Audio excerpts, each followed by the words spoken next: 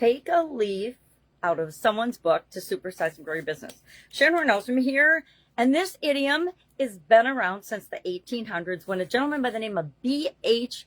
Malkin was translating a book by Gil Blas. I have no idea what the book was, but it was in one language and he was translating it into another language. And he coined the term to describe what he was doing was literally copying the book page for page and translating it page for page. And he called it taking a leaf out of the book because pages, the old Latin word for page was leaf, as well as, I'm going to sneak a peek at my notes here, when the part of the printing process and the process in the olden days of binding books, and this is kind of an old-fashioned little journal thing, was to do it in segments. So if you actually, and I'm going to be brave and tear out a page from the book, if you took a leaf out of the book, literally, you would get 2 pages. And that's to remind us that what's on one side is important, but also what's on the other side is important.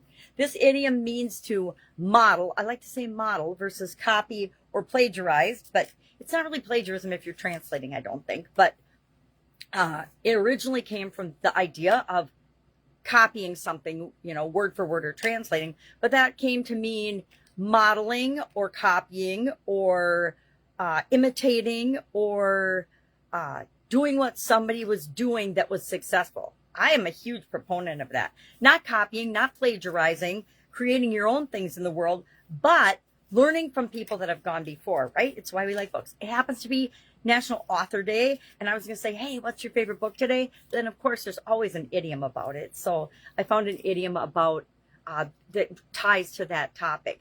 What is your favorite business book? Share in the comments below, because that is a great way to learn from one another. Whenever anybody asks me this question, it's either Think and Grow Rich by Napoleon Hill or Dale Carnegie, How to Win Friends and Influence People. Those are probably 2 books I read when I was a teenager that had a huge impact on my choices and direction that I set for my life. Now, was it smooth sailing? No, wasn't always smooth sailing. Did I make some really bad decisions along the way?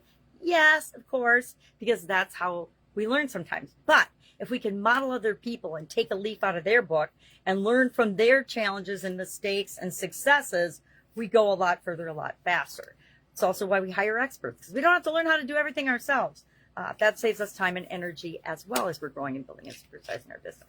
So that's our idiom today. Welcome to November. We're doing No Nonsense November again for this year's annual challenge, but we're doing it with the goals twist and a lot of emphasis on reviewing what we've been doing throughout the rest of the challenge, because I think that it's a lot and we need to sometimes take a step back. And I like to use November to breathe and reflect and enjoy the holidays and family and relationships, as well as supercharge for my business. So that's it.